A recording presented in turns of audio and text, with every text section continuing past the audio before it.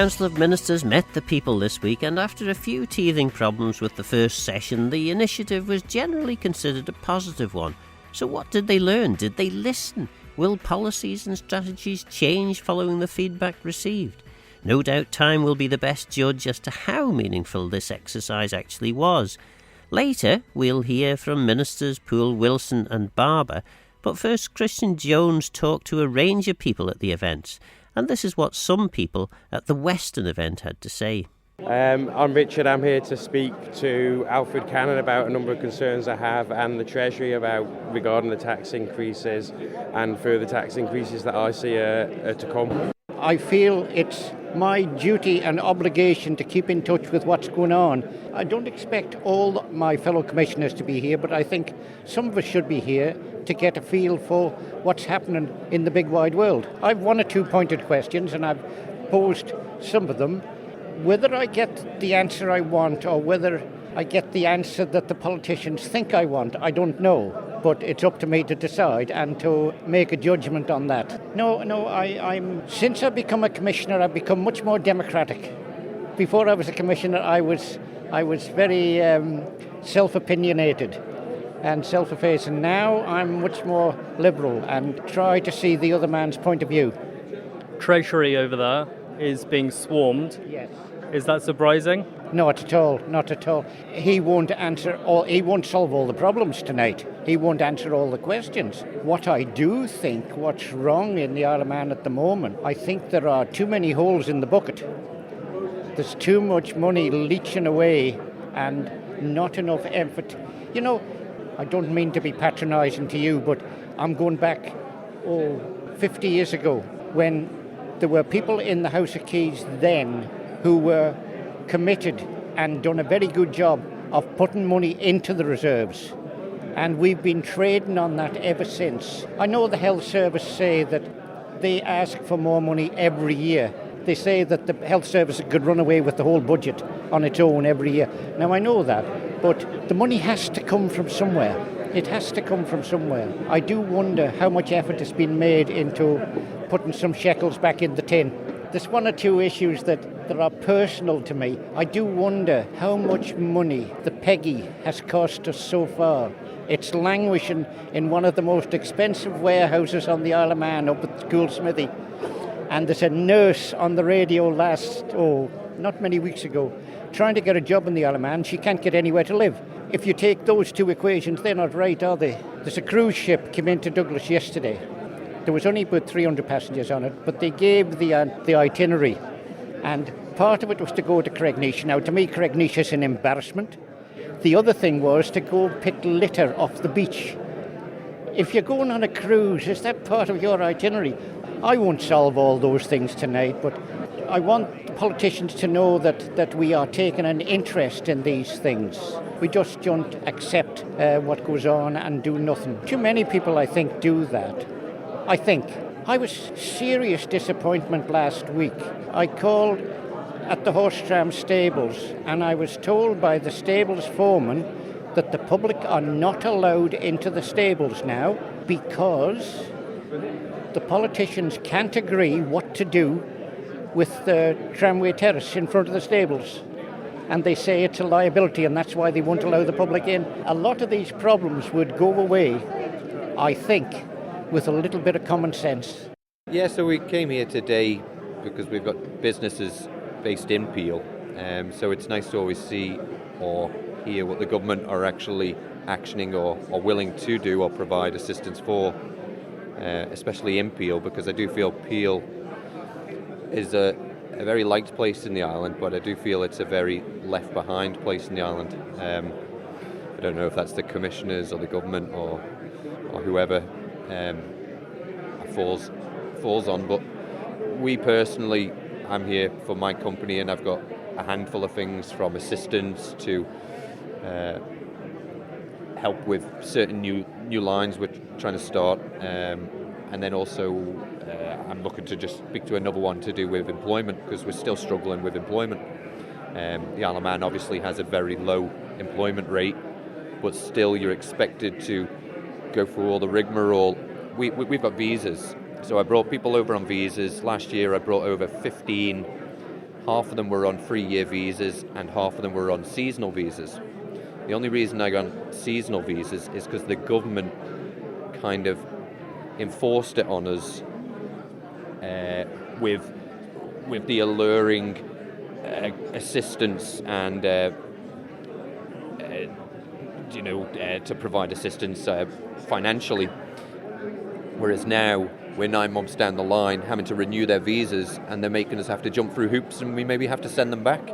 So our job is a skilled job in my eyes, whereas it's classed as a non-skilled job, and that needs to be changed. There is no way you can walk into the job we do and within a couple of days be able to do the job. It takes months, up to around about 6 months to train someone, and it's just unfair to know that you've spent thousands of pounds bringing people over, tens of thousands of pounds, to then just be expected to go, well, you need to take someone from the Isle of Man who's unskilled and is nothing compared to the people you've put through all the training. So that's the main reason I'm here. Some voices from the Western listening session. Next, the East. So my name's Roy Duggan. I've been in catering for over 30 odd years. I'm here today for the meeting just because it's an industry which is literally on its arse right now. It's really struggled. I've never seen it as bad as the way it currently is. I'm seeing businesses closing, every couple of months, which is painful to watch. And I'm here to pitch what I said before. If we're really going to support Manx, and we're crying out for this 0% VAT. Why don't we go a bit more than the Manx menu idea and stuff like that, and we should have 0% VAT for any products that we use, which is over 70% of Manx ingredients. Why don't we have that? Because it's a lot broader than just the short-lived Manx menu thing, and it bolsters the economy, because it's not just impacting me, it's impacting your farmer, your milk provider, and all of them services. Just purely curiosity, really, to see them all in their feathers and see how they answer the questions, to be honest. The only one I was curious about is the World Health Organisation's agenda to try and get everybody to sign up to their pandemic treaty. That's the only thing I would be worried about. The Isle of Man is the sixth oldest population in the world, and we basically want to come to speak to the politicians and kind of hopefully get them to address this kind of issue for us, because we found that because they pay poverty wages, we can't get a house. Yeah, well, it's as simple as that. And every year the dependency ratio increases, and they don't seem to be remedying it any way whatsoever. 50% of 18-year-olds leave straight away. I spoke to the Department of Enterprise. They don't seem to be having any initiatives to really try and draw people back. There's a few token gestures, but nothing serious. And then the wages, I spoke to Alex Allenson, and I said, the UK's just raised their minimum wage, and they haven't done it here, or they're planning not to. There's been a big kick-off, and they're possibly going to raise it. But yeah, it seems to be that they don't care about young people, and we all know it's expensive to live on the Isle of Man. The cost of living has been going up everywhere. But it's the opportunities, it's the opportunity to travel. I swear the steam packet is one of the examples, because everyone talks about privatisation within the train system in the UK, and interestingly, they've deprivatised the steam packet, and somehow the prices seem to have gone up. It beggars belief, really. So, all these things, we want to leave the island and travel. We're at that kind of age where we want to do that. Can't even get off. Some of it's situational from the weather, but for the most part, it's just extortionate. And yeah, just want to be able to leave. I want to be able to pay my rent. I want to be able to get a decent wage. I don't want to be getting paid poverty wages by the Isle of Man government, which I work for. That's it, really. It's, simple as that. Yeah, I work in a fairly sort of niche job, I suppose. I work for the government as well. I work for the Manx language school. So I am a Manx language speaker. And yeah, I'm still on a 0 hours contract. There's nothing you can do about that.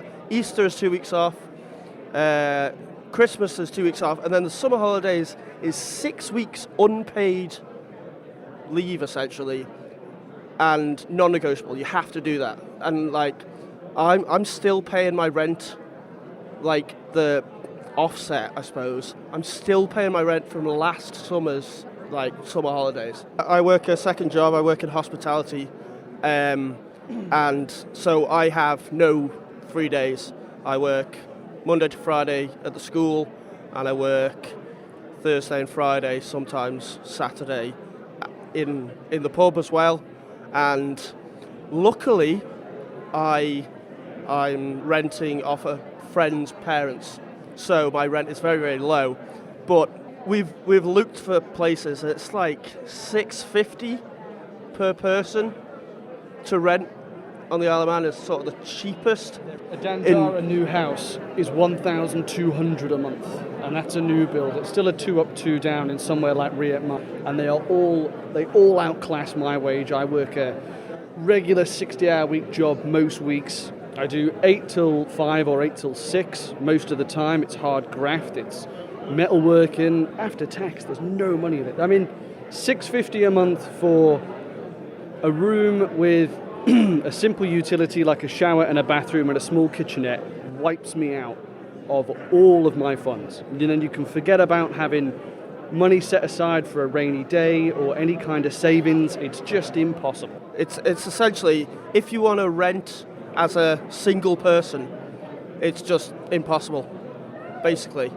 Yeah, like maybe if you work in the finance sector or whatever and you get paid more than this, but as a government job and for my pal's job here, it's just, yeah, you could live there, but then you can't do anything fun. So you can either work and live there, but then have no life, or live with your parents, or move away from the Isle of Man, because Australia, yeah, loads of people go off to Australia, don't they? But it can't be done. The sort of work-life ratio can't be done. I'd say it's probably the main reason that anyone who comes back after uni, they stay on the Isle of Man because oh yeah, well, I love the Isle of Man, I want to live here, but then you can't afford it. As a young person, you can't afford it. So I take a bit of umbrage with the amount of abandoned properties that I find on this island. If I take a small village, for example, like St John's, off the top of my head I can think of 4 separate buildings and then building complexes which have been abandoned for, I think the shortest one, about 8 years. There is the old beautiful Mankstone cottage down by that Greba River on the Curragh Road. That has been abandoned since I was about 12 years old. Since then I've watched the roofs collapse, the windows get smashed in, and it's all just left. Again, another building that someone like myself with manual skills and practical skills would love to be able to buy if it was affordable and do up, take the time, that would be no issue. You know, good things come to those who wait. But there never seems to be an opportunity for those properties to arrive on the market, and when they do, they are extortionate. They are far outclassed for individuals like myself. They are clearly for some other professional to come in and pay someone else to come and do it. We was discussing this earlier. We found about 4 in Peel, yeah, and they've been abandoned for years. Half of them, the floors have come in, the windows are gone, and they're either not on the market or maybe they've got plans for it but don't have the money or funds to act on it. But in which case, surely there needs to be some kind of limit to how long one of these properties can be owned and allowed to fall into utter abandonment and disrepair before eventually it's bulldozed and replaced with another Dandara estate with houses down at Rietma for $1,200 a month, completely unaffordable for anyone like myself. I wanted to hear what the government ministers had to say about government affairs and to hear what questions the audience asked of the ministers.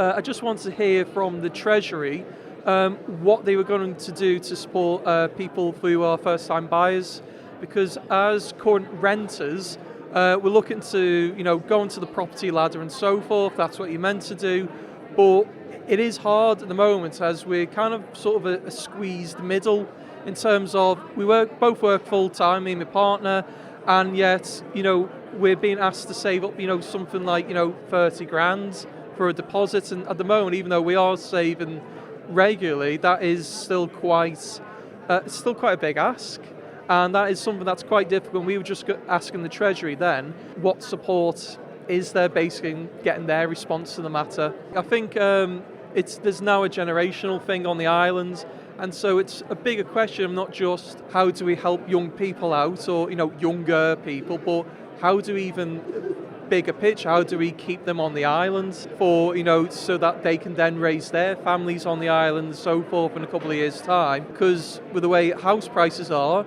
it might be that actually going across is a lot more affordable and they just find work there instead.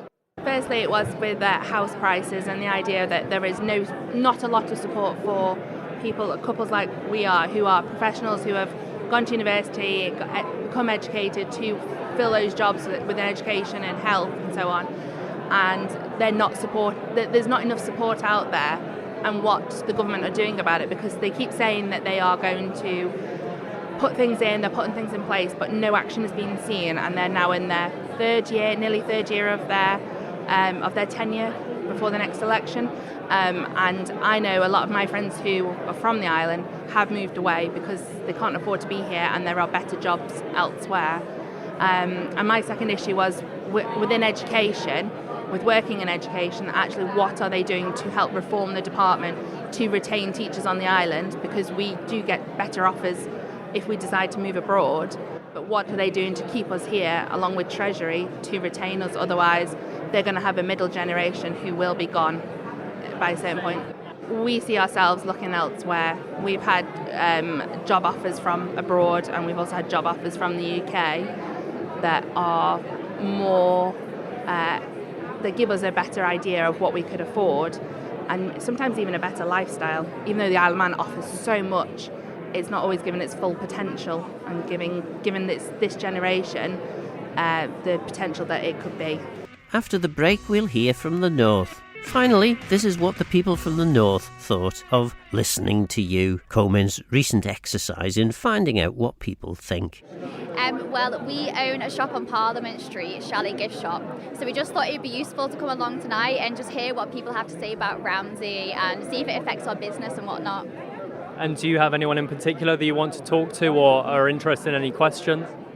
Honestly, no, not really. I'm just interested in everyone's opinion and what everyone has to say. And what's your opinion?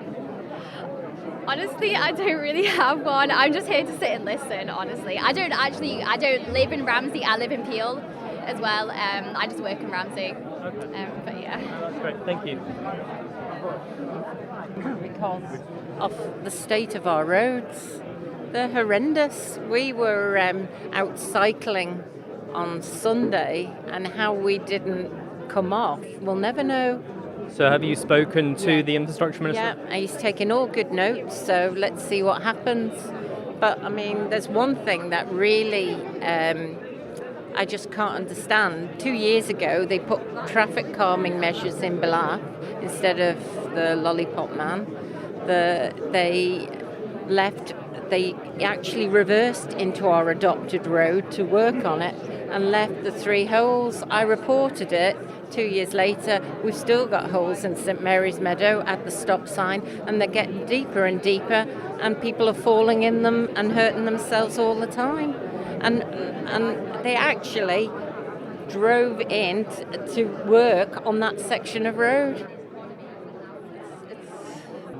So we're here just to question why the minimum wage is increasing but the tax threshold isn't, because it's absolutely stinging us, isn't it? I work for this lady on a minimum wage, and I've also had to take on a second job, and it's just not even viable to do that now. So it's just be even more skint. That's my situation at the moment.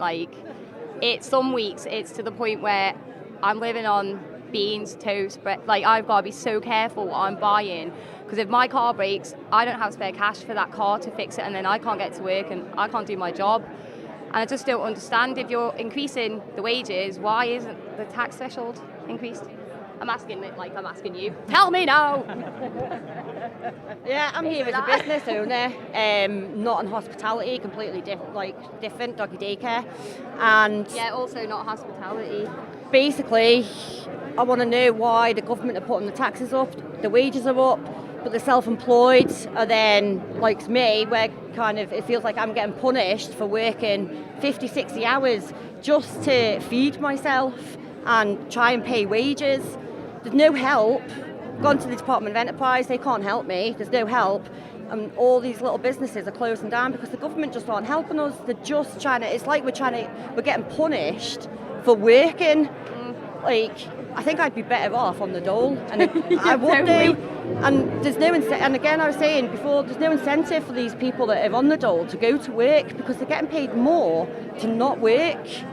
And yeah, basically I just want to know, how are the government going to help us, and why are they just putting everything up and not doing anything to help small businesses, employed people, self-employed people, just everybody really, except for the rich, because they only seem to be helping the rich people.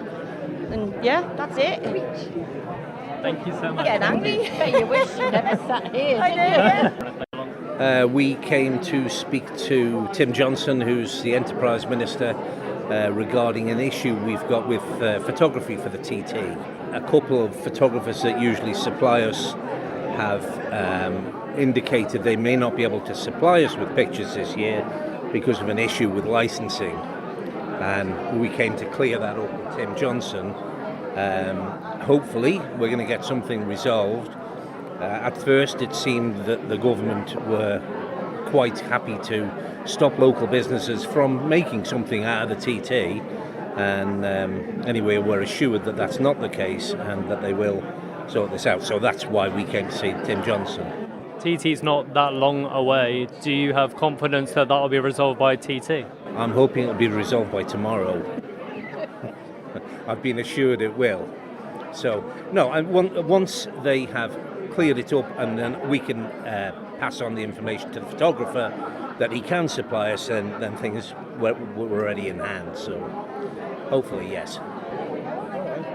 We're going live on this? No, it's pre-recorded. Oh, right. Have we got all this? Yeah. Oh,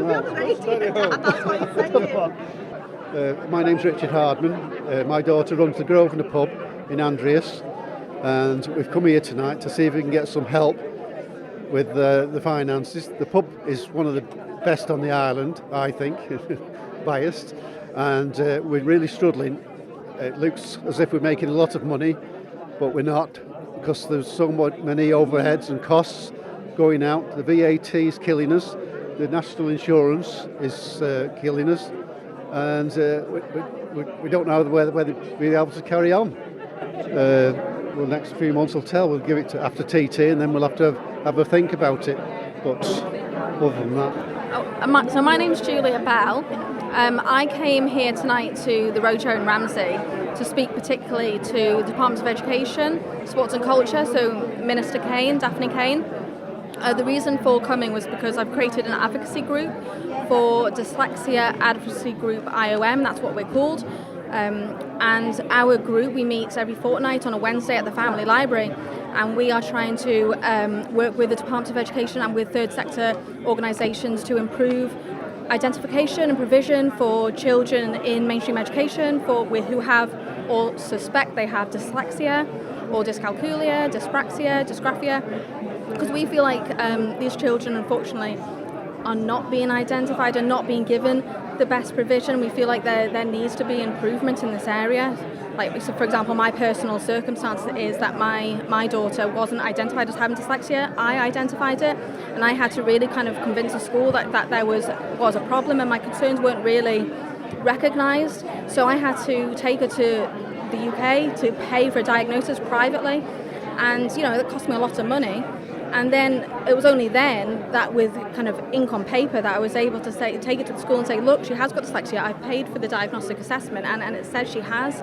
And even then I was kind of, I struggled with thwarted hope because the report, which offered recommendations, weren't really being implemented.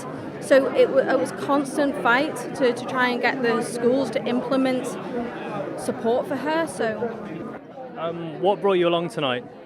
Oh, I just wanted to have the opportunity to speak to my respective ministers about certain things on the island and stuff like that. Is there any issue in particular that you've brought to them? If I had to be brutally honest, I'd say the housing crisis that's engulfing the island at the moment. And how old are you at the moment? I am currently 15 and a half. So you'll be looking to go to university after you finish school? I'm certainly considering it. I want to be an MHK when I'm older, so I'm thinking of the best path I should take at the moment. I think it'd be really good. So you're obviously intending to come and live back on the island after you've finished your education? Oh, of course, yes. The Isle of Man is a great place. It's a great place to invest in. Amazing. I just want to say it's a huge honour to be on Manx Radio. Thank you very much. Thank you for your time. The main reason for coming is to see if we can change the way in which the government accounts, particularly with regards to the provision of services through the Department of Health and Social Care and Manx Care. Because at the moment, everything, if it's a large value item, is booked in the year in which it's purchased, takes no account of the life of the item. So it could well be that there's a very high value item which over 10 years would save twice its cost, but cannot be purchased because of the hit to the account in the year in which it's purchased. It would be far better charging a set amount each year of the life of the item, so it wouldn't have a massive effect on the revenue budget of DHSC and Manx Care in the year of purchase. And have you spoken to Mr. Hooper? No, I actually went to the Treasury Minister because Mr. Hooper was busy at the time, so I spoke to Dr. Allinson about it. He didn't sound too confident that he would be able to change the mindset, but he is aware of the potential benefits that could accrue. And do you reckon you'll ask Mr. Hooper during the question time? Well, they're both Ramsey MHKs, they talk to each other, so I have no doubt that they will have a conversation about it. So as a Manx resident, I came over in 97, and I feel that the island had a lot more to offer years ago when there was less people to what's actually available to the local communities, but also visitors that want to come to the island. And I feel that the proposals for the strategy isn't realistic with the actual infrastructures that we have at present in housing, in policing, social care, and I think it needs to be discussed in a transparent way where people can ask, not fearful, and also get answers that are actually honest and truthful. So when the island plan was published and you found out that they had an intention of creating 5,000 new jobs and subsequently that would bring the island's population to around 100,000, what was your reaction? I don't necessarily think it's about population, it's about what amenities are on the island, what the infrastructure is like, about the actual Manx people, because I feel like you're losing your Manx culture. I went to Wales last week, all you see is Manx sign language with English interpretation. They're very passionate about the people, and I feel sometimes the Manx don't have their voice, and it is their home at the end of the day. Well, what brought me along tonight is that I'm at the moment licensed sitting for my son in the Mitre Hotel in Ramsey. And I was at the one in Douglas. I used to be I used to be the chairman of the Isle of Man Licensed Fixers Association a couple of years ago. But what worries me is the fact that, and worries all of the hospitality. Hospitality is on its knees, and that's right across the board. People cannot go on losing money. And they are losing money, and I mean losing money quite considerably. There's no net profit anymore. People can take more money, but the overheads of gas, electricity, all fuels, licensing, taxes, it's all becoming very prohibitive on businesses, and they cannot keep it up. Can't get staff. Staff costs have gone up. The minimum wage has gone up considerably. You can't do all that to an industry that's all on its knees, and something has to be done. And these people, very grateful for the chance to come along and talk to our representatives, which you can't do in the UK, but the Isle of Man is unique. But they must take these thoughts away and work on it. We need something before this industry disintegrates, and it will do. Some quite worrying testament from people who spoke to Christian at the Listening to You event. So what did the ministers make of it? Deputy Chief Minister Jane Poole-Wilson and DEFA Minister Claire Barber attended the event. I suppose from both of you, I'll start with you, Jane, an initial reaction to how things went. Were you surprised by the comments, or were you pretty much expecting what you heard? I think it was, I think we all found it very valuable, actually, and certainly the feedback we got on the different nights was that I think the people who came found it valuable as well. I think it was a good opportunity, actually, to hear from people and talk to people, importantly. I don't think there was anything that came up that really did surprise us. I think we do understand that we've been facing a lot of challenges, and that, you know, the sort of concerns that are on people's minds, I think they absolutely resonated. There were definitely themes that came up, and they were not a surprise. So I think it had that opportunity to, if you like, make sure we were understanding what was on people's minds. But it was also a really good opportunity to talk about some of the challenges, why they're not overnight fixes, but what actually is going on as well, what has been going on, what is in place, and then where are we going next. So I think it was a good experience overall. Certainly that's what we picked up. Because it can be that, certainly from my experience anyway, in government, you are talking to other ministers, you understand priorities, and you're trying to move certain things on in your own particular way. And sometimes, particularly after 2.5 years since the general election, it can be difficult to actually get back to what the public are really thinking, and maybe getting back to that kind of raw, actually, government's not really doing what we need. Well, I think, you know, that it is a good opportunity to reconnect. It was absolutely felt that it was important actually to go out and talk to people, listen to them. As I say, I don't think anything was a surprise. And I think we'd already, in the refocusing of the island plan that we debated in March, you know, the 6 real areas of focus. Because I think you're right, Phil, you know, there are many, many, many things that we can tackle, that people would like us to tackle. But actually, if we try and run at absolutely everything, then there's a real danger you don't achieve things. And I think it is important to have that discipline to make sure that the things we prioritise above other things are the things that the vast majority of the public are keen to see progress on. And I think the listening roadshows were a really good opportunity to also make sure that we are having that focus on the areas that matter to most people, and I think that's certainly something that came across to us.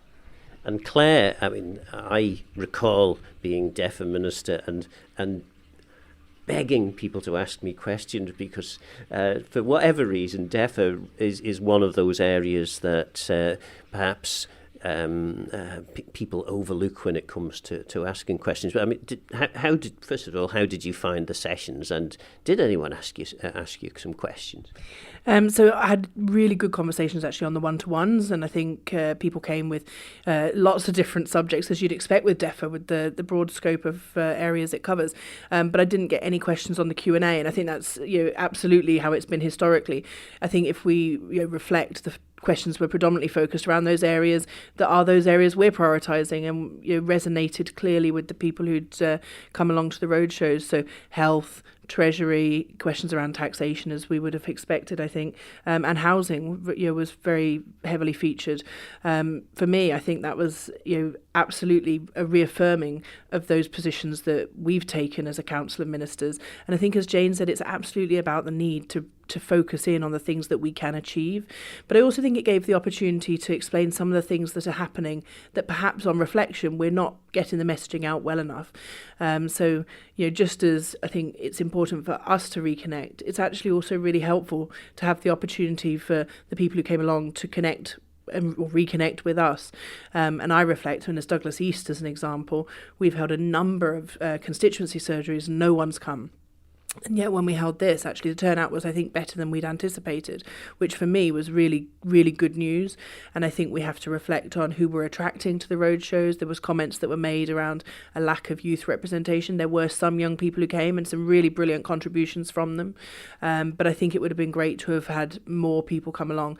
And I think there's opportunities perhaps to pick that up with the Tynwald Youth Committee and explore that reasoning as to why people aren't engaging in some of the ways that we're choosing to engage, because it's not necessarily they're not engaging, but perhaps the mechanisms we're using just aren't the right ones. And actually it was great then that Christian Jones, as we heard earlier in the programme, managed to speak to quite a few younger people, and their testament was quite shocking, really, to hear. I know we hear that young people are really struggling to find properties, but certainly what they've said to us, it paints a really quite stark picture. And I think that was, you know, very much one of the key focuses around conversations and contributions that were had at the events. What's absolutely fundamental then is refocusing. We know we've got the Housing Communities Board, which really talks to a significant number of those issues, but also understanding some of those challenges that are outside of government, things like the mortgage payments. We know people have come at the end of some of the significant interest rates increases. They're now coming to renegotiate mortgages, and they're finding those have gone up significantly. These are all areas that, while government can't change those mortgage rates, what we need to do is look at how we can enable people to have more disposable income to enable them to manage that situation, and not find people who simply decide they need to sell the house and leave the island. So I think it's really helpful to understand in a holistic way from some of the contributions that we had, all of those areas, and then it allows us to go away, reflect, look at where we've settled with the island plan, and just sense check that. And I think that's absolutely, for me, what this was all about. Jane, then, do you appreciate, understand the frustration that there is in the community at the moment?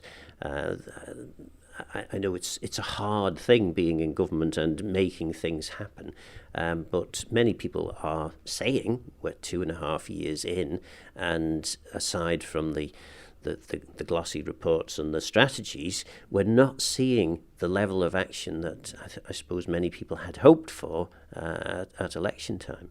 Well, I think, as Claire said, it was an important opportunity not only to hear from people, but for us to reconnect and talk about what is going on. So the questions I got specifically around the sort of home affairs area touched on things like security and, what are we doing to tackle any threats, and that was a really good opportunity to talk about some of the work we're doing now to enhance port security and our entry points to the island. And I think people have seen the extensive reporting about the fantastic work the constabulary have been doing to tackle serious and organised crime, but it was a really good opportunity to talk about, well, what are we doing next? We're focusing on working with ports policing so we can have better, more effective operations at the ports, looking at technology solutions, working with partners such as the steam packet and so on to look at our passenger verification, and where we need to, we'll pick up any legislative change that we need to make changes around there. So that was a very good opportunity to talk about what has happened, what is happening. And there was also an opportunity to talk about the new sexual offences law that we brought in at the end of March, and, again, to point out what difference that actually makes in terms of new offences, to keep pace with technology and how offending may change, but importantly enhanced protection for vulnerable people, particularly children. And I think that particularly resonates with something we've heard this week around child protection and Sarah's law. So it's a good opportunity to say actually the Isle of Man has got enhanced protection now through that new legislation for the police to be able to put in place protection orders and sexual risk orders, but also that we have enhanced multi-agency public protection arrangements, which is basically the police and the probation services monitoring offenders, both through their custodial time, but also if they are released back into the community. So I think it's that point, as you rightly said, Phil, about helping to get across what has happened, but what a difference it makes in terms of people's lives and directly benefiting the community. I'm guessing, though, and maybe I'll put this to Claire, when the bright, shiny new Council of Ministers was established and the new Housing and Communities Board was established, you might have thought that there would have been more progress on housing after 2.5 years. So I think what was interesting was there was also an opportunity for a number of updates from the Housing Communities Board, which Laurie Hooper gave. And we talked about the objective assessment of need. So that's just about to be finalised.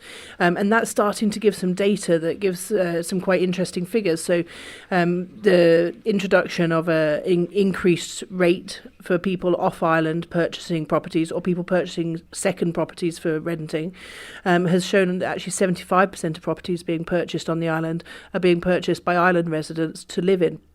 And I think that's an important piece, because I think there had been some speculation that actually was large numbers of off-island investors. And actually the off-island investors is around 0.5%. It's a tiny number of those people within that cohort. So that allows us to understand a little bit better what we're working on, which definitely indicates the problem is the number of properties we have available. So there was talk around some of the schemes that Treasury are looking at to bring some of the vacant properties back into use. There's also the work that Manx Development Corporation have done with the old nurses' home, specifically looking at a place where key workers will be able to settle immediately on coming to the island. And I think all of those things started to talk about some of the things we're already in train, things that have already happened. You know, that work's been just quietly ticking on the nursing home, and unless you live in the area, you know, I think a number of people probably aren't aware just how progressed that is. But also some of the other projects, you know, the number of planning applications for new houses that are sitting in the application system at the minute, around 650 new builds. So all of that is heading in the right direction. But I suppose with anything, construction doesn't happen immediately. But absolutely all of the work we've done around planning has been with the intention of trying to open that up and allow it to happen while still maintaining a responsible planning system. So I think there is good news in the housing space. And my expectation would certainly be that within the next year and a half, we'll start to see some of these houses coming online, with DOI committing to review the mid-rent schemes, committing to look at not just the first-time buyers, but also the second-time buyers and possibly the last-time buyers, because we acknowledge that every part of the market at the current time is in a bit of a logjam. So actually, if we can resolve some of those issues, free some of those properties up and allow people to go to a property more suited to their size, we should have more units. So there absolutely is work going on, and so it was really great to have the opportunity to share that with members of the audience, in some cases who may not have been aware or may not have been aware of the extent of what's going on. But I absolutely acknowledge the reality is this will be tested in the results. And the people who came along, you know, I hope that we'll get that feedback again through future events of a similar nature where we have that opportunity to engage. But I also hope that perhaps for some people, the opportunity to talk to us one-to-one and realise that actually we are accessible and we are just people living in the community with the same fears and concerns for our own children and our own families and our own parents and our own neighbours and friends. You know, actually we can be approached at any time, and I really would want to get that message out loud and clear. Certainly it's not that we're not accessible, because I have people call me all the time. Email, Facebook, Twitter, you know, I mean, I wish there was just one central place, if I'm honest, because I could coordinate it a little bit better. But, you know, there really are many ways for people to reach out. And I would always say, if people have a query, have an issue, do reach out, whether it be to your local MHK or whether it be to a minister, someone related to that department. We may not always be able to solve the problem immediately, but I can absolutely assure people we take those really seriously and we then feed them into future policy development. One of the great things that Manx National Heritage has done over the years is produce some excellent presentations at Castle Rushen, one of which has one of the Stanleys teaching us statecraft. Basically, he says, if you've got a rowdy mob, the best thing you can do is listen to them. You don't have to take any notice of them, but at least put over the pretense that you are listening. Is that what's happening here? Or are we going to actually see some real change as a result of this listening exercise? It's absolutely not an exercise in listening without action, Phil. That's, as Claire has said, you know, we are part of this community as well. I think I can't think of anyone who goes into this sort of role and you know, it's highly demanding, but people go into it because they care, because this island matters and we're all part of the community. So it is absolutely vital that we not only listen, but then reflect on what we've heard. Now, what is interesting is I think a lot of what we heard is sort of what we already understood and appreciated, because we do live in this community and our constituents contact us, and anyway, people contact you as the minister in your area to raise particular questions. I think there's a couple of things about really, I suppose, doubling down on the priority areas, which are, as Claire has said, you know, housing, for example, is in hand. There are a number of initiatives underway. It's just, I think, sometimes that it's not always as quick as any of us would like. Sometimes it's more complex than we might hope for. Do we make it too complicated sometimes? I don't think we do. I mean, I think we have had a strong focus. Certainly, I can speak from my perspective, and I think Claire would too. That where there are cross-departmental challenges, so sometimes problems to resolve them, and housing is a very good example of this.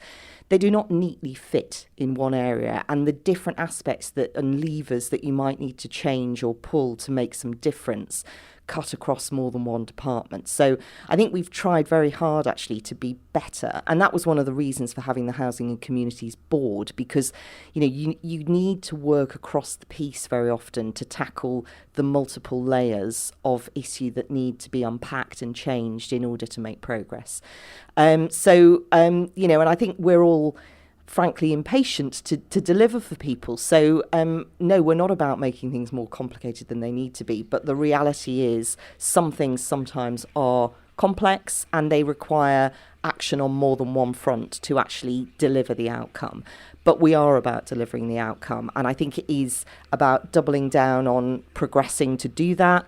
And I think it is about keeping that connection, keeping that communication, so people at least understand, well, why is it that, this initiative around vacant properties, when will this come forward? Why does it take time? So I think it is about that connection, but importantly, it is about showing where we are on that line of progress.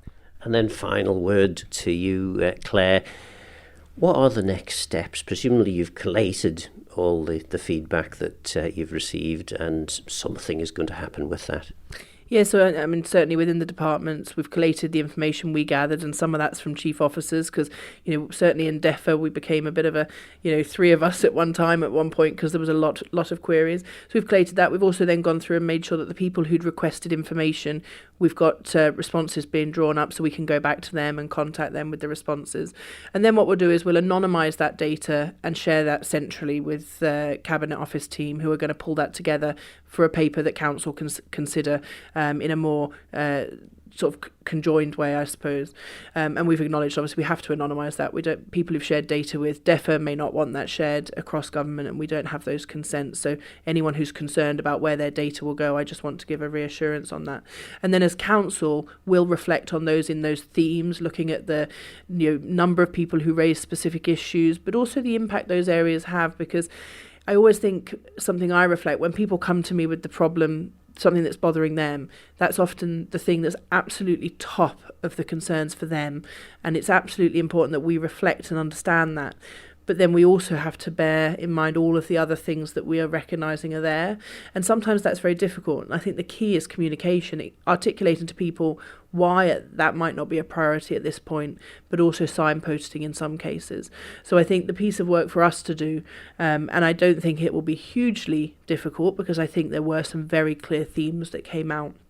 We'll be checking that in terms of its prioritisation against the island plan, and just sense checking if there are some areas that we need to give greater consideration to, certainly in considering the next budget, certainly in looking at the work that we're doing around housing, for example, and also checking that the money that's been put into health, because we know there's been a significant budget uplift this year, is going to the places that are seen as priorities for the community. That was Deputy Chief Minister and Home Affairs Minister Jane Poole-Wilson and DEFA Minister Claire Barber. We've just got time to squeeze in a short piece Christian Jones recorded at the Southern event with Alex Cowley, a member of Tynwald's Youth Select Committee. You obviously have some involvement within the kind of political workings of the Isle of Man. What's your impression of tonight? Well, it wasn't what I was expecting. I thought it would be more of a question time type Q&A, but I've heard people say and compare it to speed dating.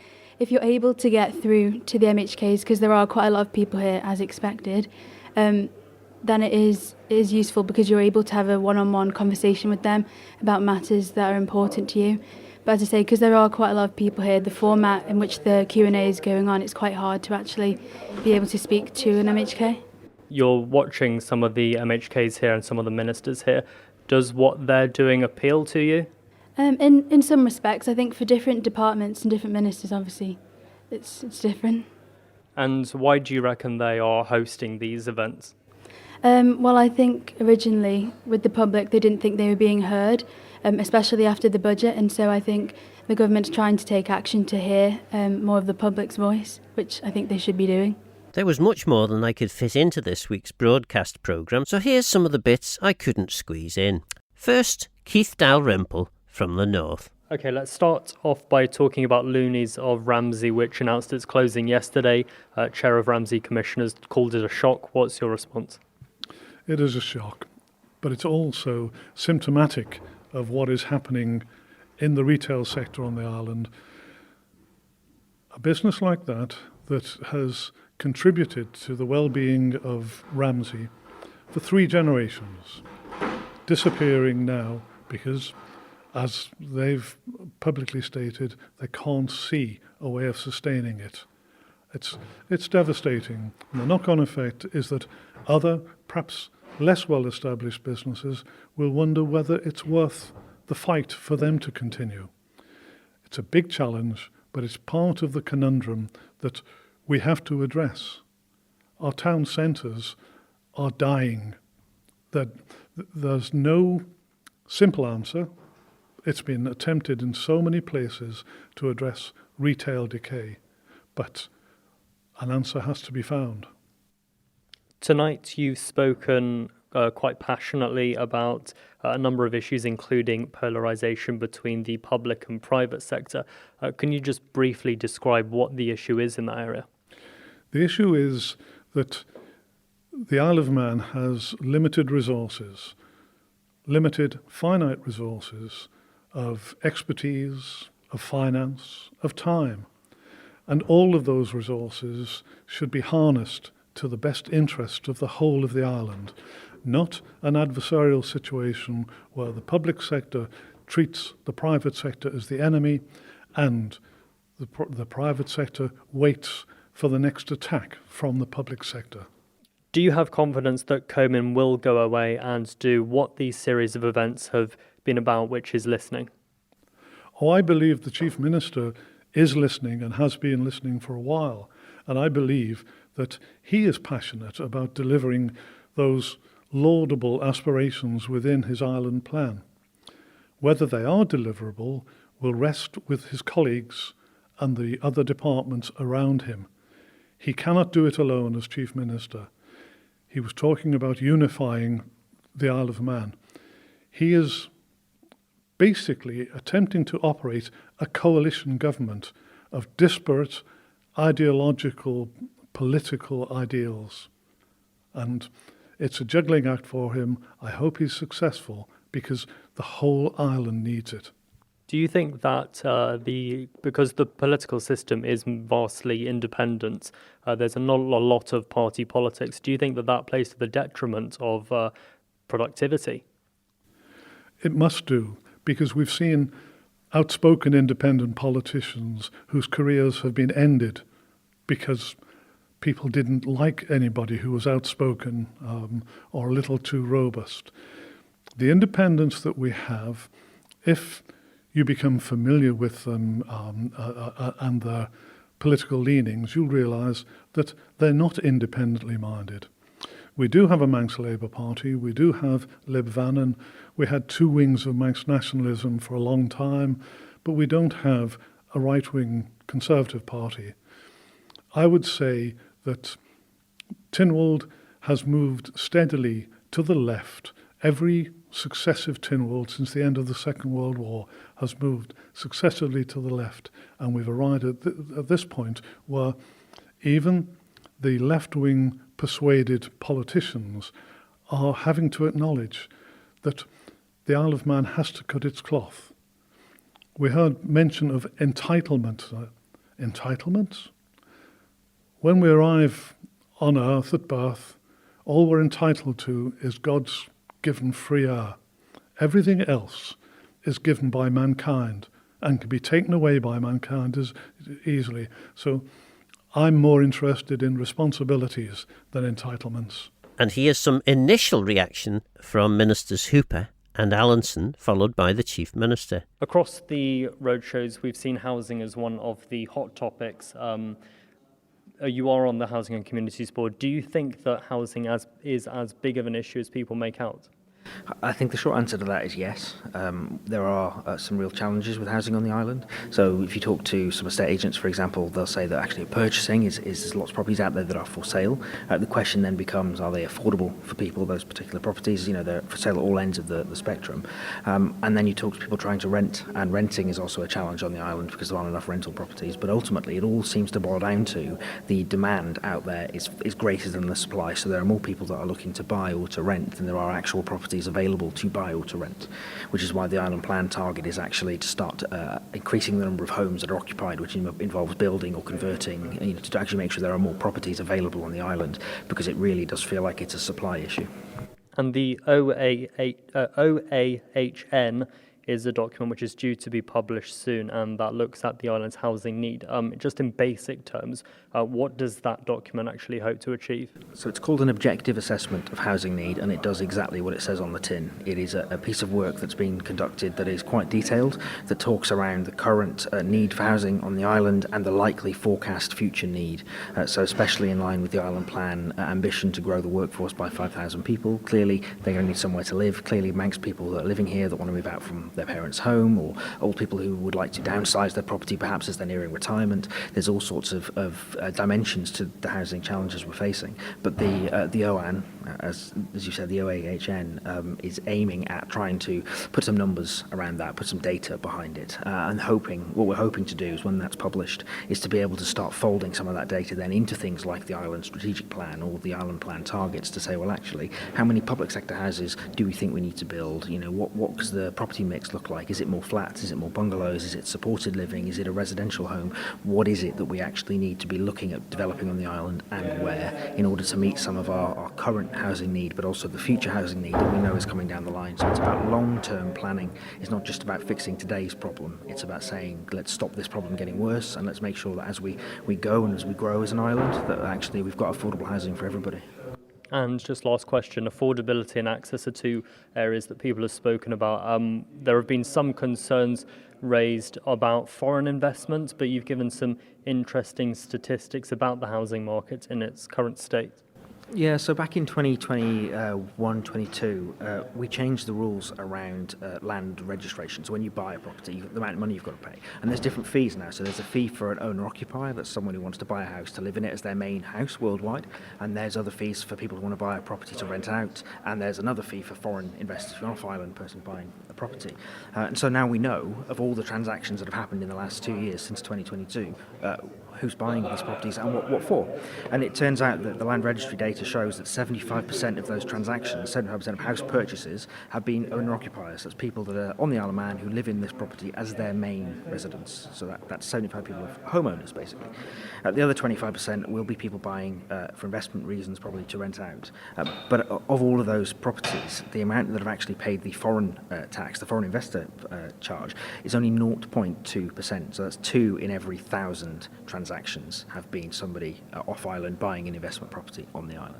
And so really the anecdotal evidence that you hear kind of from people out and about, that there's this feeling that there's lots of foreign pressure on the housing market, it doesn't seem that that's the case actually. The last couple of years, the real pressure on the housing market is people buying houses to live in them, which is ultimately what we want people to do, buy houses to live in them. There is a challenge, I think, that was raised in Peel when we were talking about these numbers, and we talked a bit about the fact we also need a vibrant rental market on the island, because one of the challenges we're facing is finding somewhere for people to rent a property that's affordable for them, when they move here, when they move out of home, wherever it is, even for a short term. But there are people that want to rent longer term. Not everybody wants to buy a house. And so there's a conversation which I think we need to have now as a parliament, as a government, to say, well, do we need to have more rental properties on the island? I think the answer to that is yes, to bring prices down, but also that means we need to build more properties, because if there is this pressure on people who are trying to buy houses, and that's what's causing the housing demand, clearly we need more properties for people to buy that are affordable for them. So it's a complex picture on housing, but I think some of the data we've got is able to dispel some of those myths that you might hear out there. When I first entered this room, it was what I can only describe as you being swarmed by people. Was that surprising to you? No, I think you're wrong there. I wasn't being swarmed by people. There were a lot of people interested in talking about financial matters with me, and also the Chief Financial Officer. And what we've had tonight is a really good, constructive listening exercise, listening to a whole range of issues that have been brought forward by a really well-attended meeting. So it's not a matter of swarming. We had lots of people here, lots of different viewpoints being expressed and lots of different concerns being expressed. And what our role in terms of the ministers here is to listen and to take on board people's concerns, to explain what the Isle of Man government are doing at the moment in terms of delivering on the Island Plan and the economic strategy, and then to work with people in terms of achieving what we want for our island.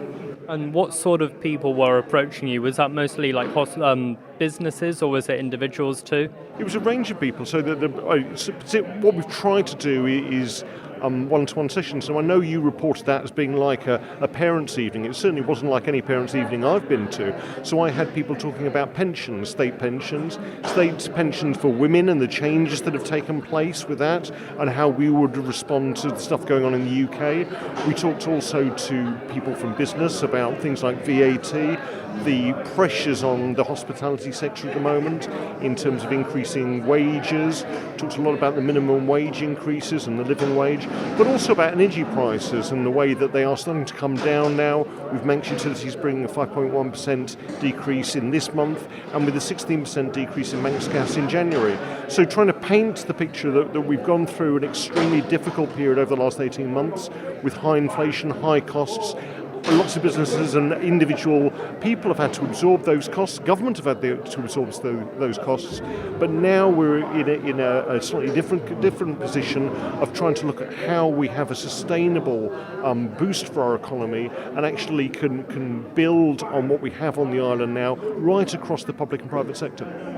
Let's just come to VAT, which you just mentioned there. I know there have been calls recently for an overhaul of that system. I've seen figures like 5% floated. What would that actually do to Treasury's reserves if that was to actually happen? Yeah, I mean, what we're doing at the moment, and you've been, Max Radio have been very good at reporting it, is going through household income and expenditure surveys, also the business surveys that are going on, because this year we renegotiate the VAT sharing agreement with the United Kingdom. That's done every 5 years. Now, I'm speaking in Tynwald this week about the significance of VAT, particularly in terms of the hospitality sector.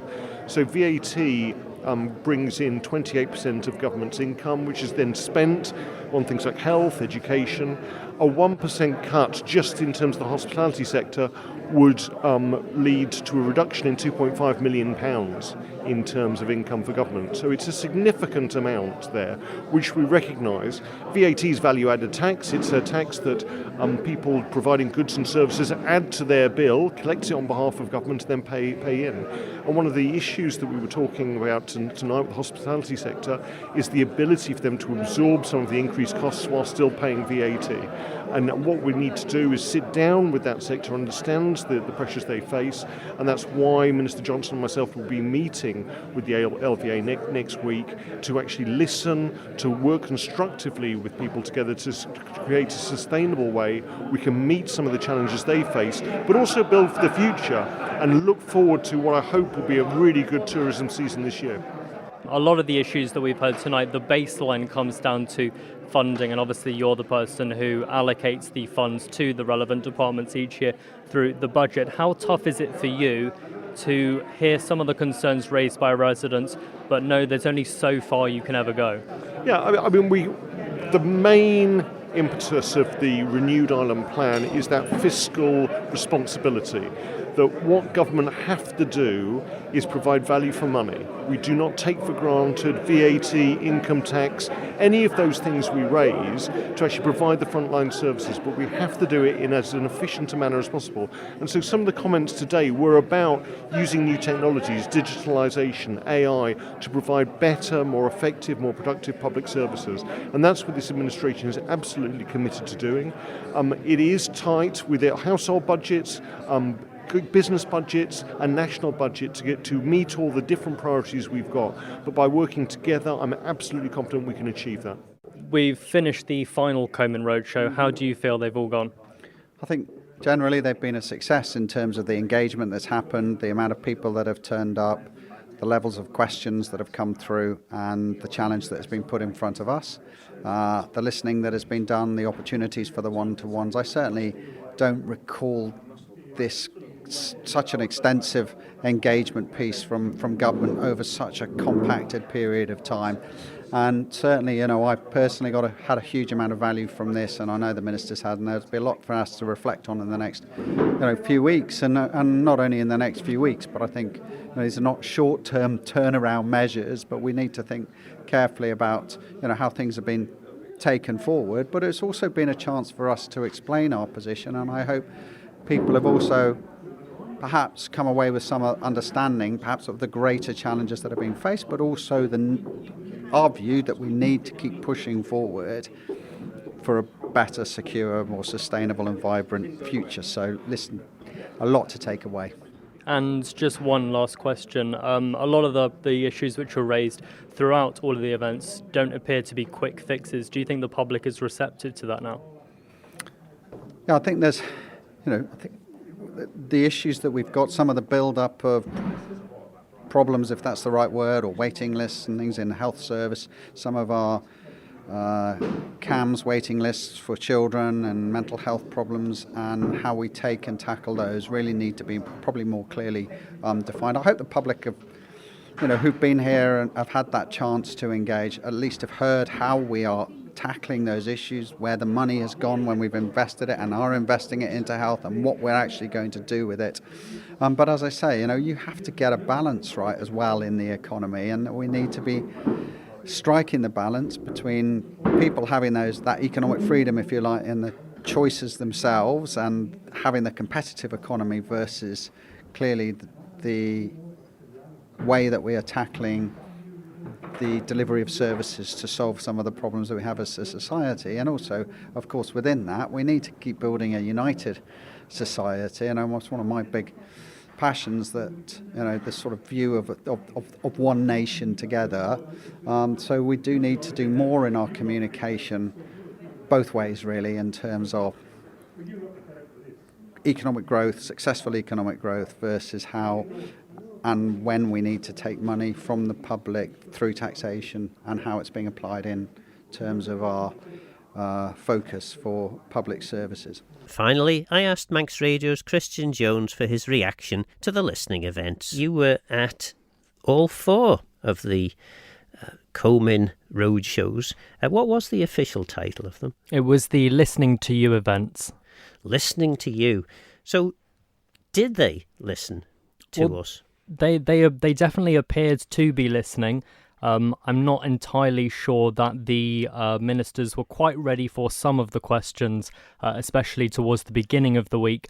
There were some questions over things like assisted dying, which is obviously a private member's bill and not actually a CoMin related piece of work. So they weren't ready for those questions, and I suppose they were not quite sure how to deflect those questions because they couldn't actually answer them, and that didn't go down as well in the first sitting, the first event, because people thought that it's law, they're something to do with law, they should be able to answer it, and I think towards the end of the road shows, they became increasingly more transparent and candid. I think they were ready for some of the questions that they were going to be asked. Castle Russian High School, which was the first one, was almost like the test. They weren't quite sure what was going to be thrown at them. In many ways, I suppose it's like a live man in line, except you've got someone standing up and shouting at you instead.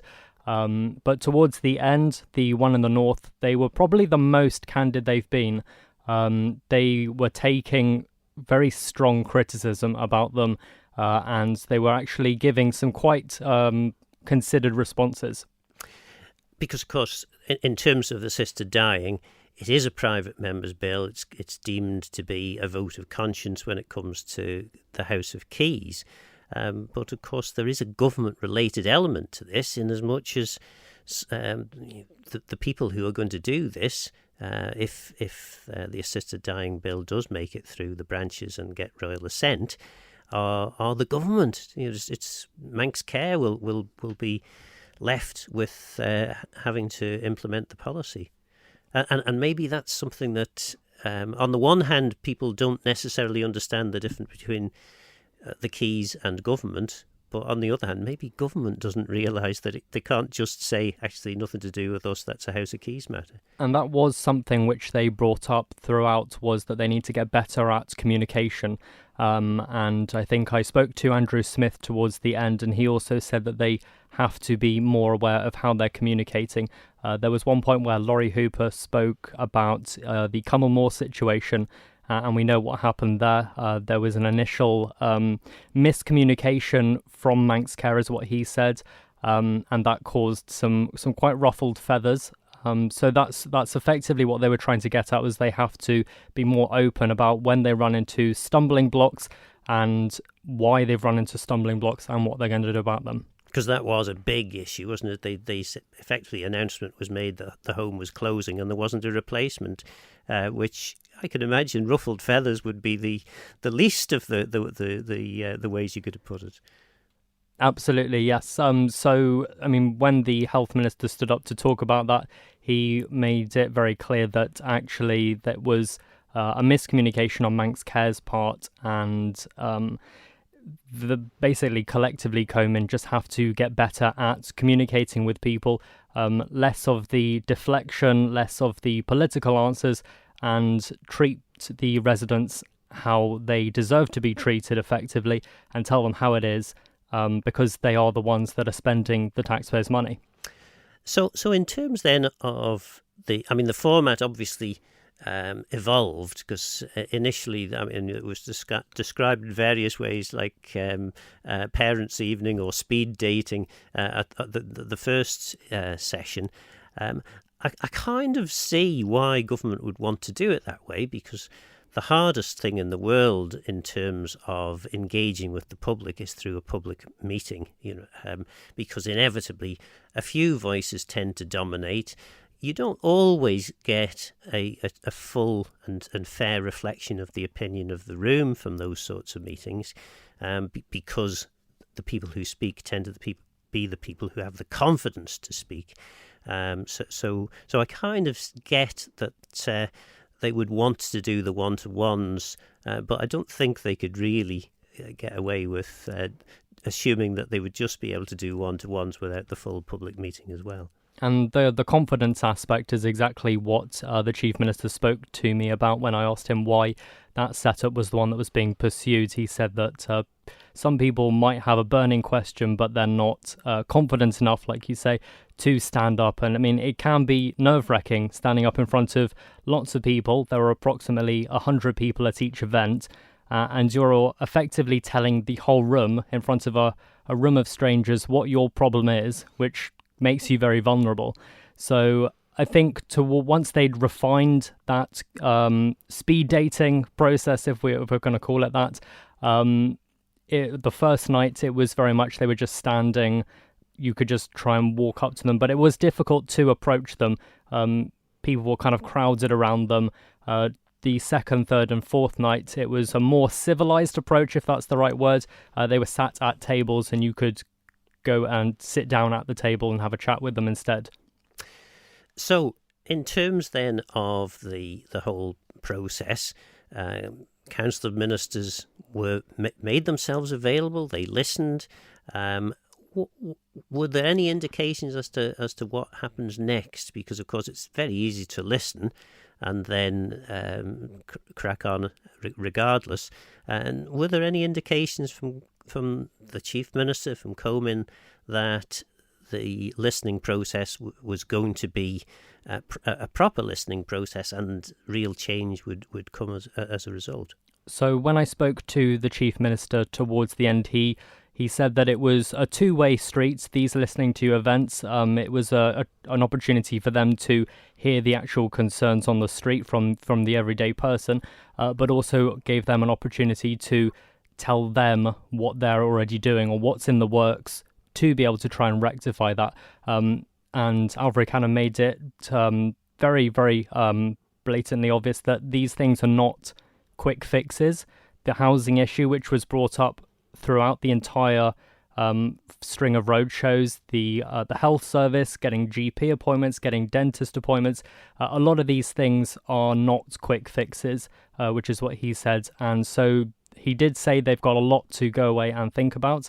But he also says that the public have to effectively understand that they are in a position where they have to reinstill financial discipline, is the words that he used.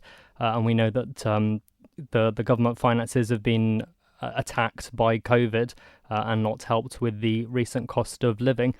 So that's what he was trying to put across, is they want to do all of these different things, but it's going to take time and that it's not going to be a quick fix.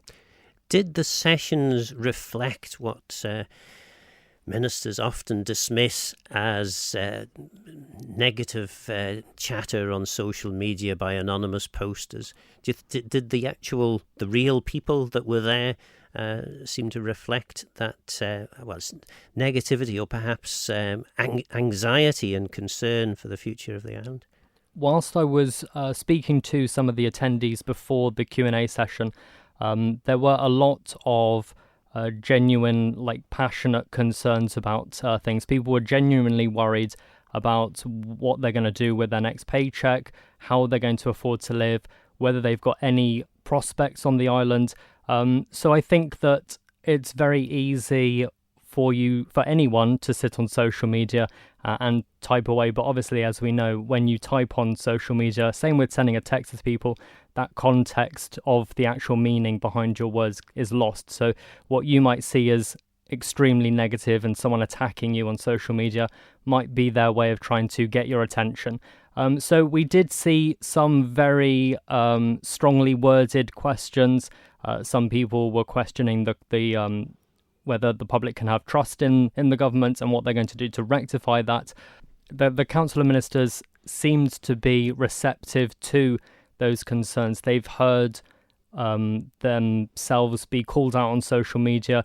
I think they do appear to be aware of the issues and what people think of them, but I suppose that is why they hosted these events, which was, as the Deputy Chief Minister said, was to try and rebuild those relationships with the public. And finally, if in a year or so's time we're talking about this event, how confident would you say you are that there will be real change as a result of what happened over the course of the last week? Well, it was interesting you say that, because I spoke to Keith Dalrymple, who is obviously the chair of the Northern Chamber of Commerce. We've seen businesses close, a lot of them over the last few months, over the last years, and most of them have cited financial pressures.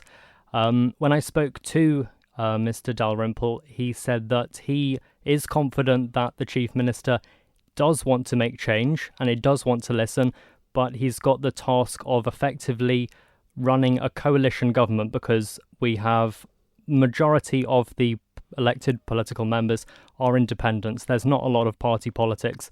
So he thinks that the challenge for him will be trying to bring all of these politicians on side who've got their own visions, own ideas, and trying to tell them this is the right one is going to be the biggest challenge for him. That was Christian Jones from Manx Radio, who attended all 4 of the Listening to You Council of Ministers roadshows. So what do you think? Will the ministers shift course, having heard from the public, or will they revert back to their original plan, secure in the comfort of the Tynwald bubble? It was certainly a brave initiative from Council of Ministers to find out what the people think in such a very open and public way. Perhaps Perspective will revisit this exercise next year to see how, if at all, the public voice influenced government's actions. Let me know your thoughts on the programme by contacting Phil Gorn at manxradio.com and get in touch if you have any ideas for future shows. For now, I'm Phil Gorn. Gora Myers and Geisachrum. Thanks for listening.